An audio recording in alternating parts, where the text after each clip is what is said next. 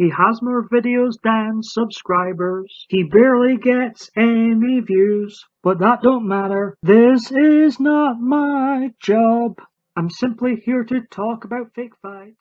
Simply here to entertain. 11 years in a row. It's the Paul Michael DB show. Just back from a night out. Before I went out tonight, I was in to see the latest Batman film, and it was a hell of a emotional roller coaster ride. 8 out of 10. Ground Zero. In Your House, the 17th installment of the particular In Your House brand, but in this 17th edition, the In Your House name is now the subtitle. So Ground Zero, the first ever Ground Zero, took place September 7th, 1997 in Louisville, Kentucky. Overall, quite a bad show, but it did feature the main event for the first time ever on pay-per-view, Shawn Michaels going one-on-one with The Undertaker. It was a fun brawl of The Undertaker getting some partial revenge on Shawn Michaels, but this was all setting up their big match to come at Bad Blood in a month's time at In Your House 18 when they would go one-on-one in a Hell in a Cell. So this was just building up to that. It was still a decent brawl, but yeah, overall, very unmemorable show. Bret Hart wasted here going up against the Patriot. I mean, this was actually as close as we would have gotten to Bret Hart versus Kurt Angle. Let me explain, because when the Patriot's music hits, it's Kurt Angle's music, and yeah, for those not familiar with the Patriot or not familiar with the show, if you're watching this show for the first time and have no clue what's coming and you hear that music, you'll get a little bit excited for a second thinking, wow, Bret Hart actually wrestled. Oh wait, it's the Patriot, whom no one really remembers. I was Team Bats going in, lifelong Batman fan. I wasn't Team Bats going out. I wasn't Team Soups either. I was Team Can I have the last 3 hours of my life back? Dreadful film. One Night Only was the first UK exclusive pay-per-view at the time, and the first pay-per-view from the WWF in general based in England since SummerSlam 1992. It came from the NEC Arena in Birmingham.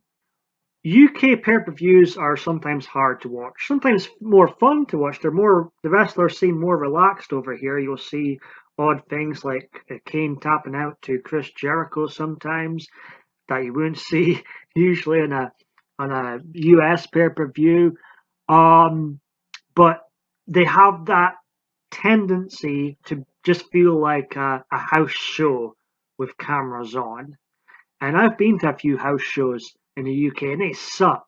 Honestly, they're terrible. Never liked one house show I've been to. Especially I was at an NXT house show in 2017. It was god awful.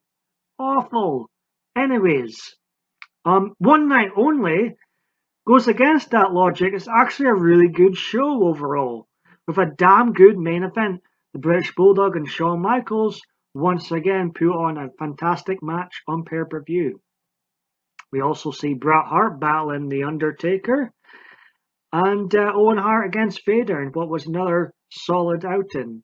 So overall, One Night Only delivers when usually these UK shows felt like just another house show with cameras on. There was no story. The action scenes were a CGI mess. I couldn't see what the fuck was going on as usual. What is it with today's films that the action scenes are so fast? And I can't see what's going on. October 5th was the debut of the pay-per-view named Bad Blood, which was another In Your House installment, the 18th one, from St. Louis, Missouri. I always butcher these names as I'm not from America. Now, on this day of the show, wrestler Brian Pillman actually passed away in real life, and it was sort of a weird vibe during the show. They mentioned it, but would then go on to talk about like real goofy stuff, like storyline stuff. It's like very odd, just like, This show, up until the main event, wasn't that great. Bret Hart again is wasted once more in a tag team match with the British Bulldog taking on the Patriot and Vader in a flag match. Just dire stuff. But the main event saves this show and makes it one of the best shows because it's so good. Even Dave Meltzer gave it a 5-star rating. The first ever Hell in a Cell match between Shawn Michaels and The Undertaker, which, up until the ending, which I'll get to in a moment, was a very, very good match. This had everything I love about wrestling. Two great characters battling against each other. The Undertaker getting his revenge finally. It's all very enjoyable. And then we get to the ending, and we get the debut of Kane, led to the ring by Paul Bearer. That's gotta be Kane, as Vince McMahon would say. And this would, all this build up to the rumors of Kane's coming to the World Wrestling Federation. All that build up was wonderful, and the whole Kane Undertaker storyline, from the build up to this moment of him debuting Tombstone and the Undertaker here, allowing Shawn Michaels to get a rubbish victory, and then their eventual match at WrestleMania 14 and their infernal match at the Unforgiveness show. This has to be one of the best WWF produced storylines ever, The Undertaker and Kane. And yeah, as I said, even up until that point of Kane debuting, the match was a 5-star solid. And then Kane debuts and just makes it one of the most memorable, most iconic moments of all time that people still look back to. 1997, gotta be said, it was still a transitional kind of year, but pay-per-view wise, it was one of the best pay-per-view years WWF's ever had. In fact, when rating all the shows together, this year 1997 actually beats the overall pay-per-view ratings I gave to 1998 to 1999. Even though I think 1998 and 1999 had a much better WWF product, much better Raw programming going for it. Pay-per-view wise, 1997 just edges those 2 years. I want you to do me a favor. I want you to tell all your friends about me. I'm Batman. So I've seen the Batman trailer this past weekend, but I was in no condition to make a video on it as I was a little worse for wear myself.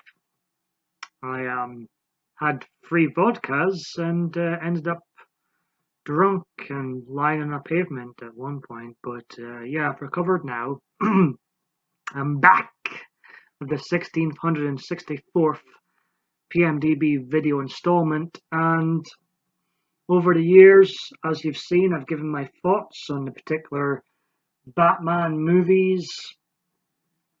Since I've been on YouTube, and I watched the trailer. My anticipation for this movie was at a 1 being 1 out of 10. By the middle of the trailer, my anticipation for this movie went from a 1 to a 0. Robert is the least intimidating Batman I've ever seen on live action. I think this was a mistake. Warner Brothers releasing this depressing trailer that looked like a dejected pilot TV episode.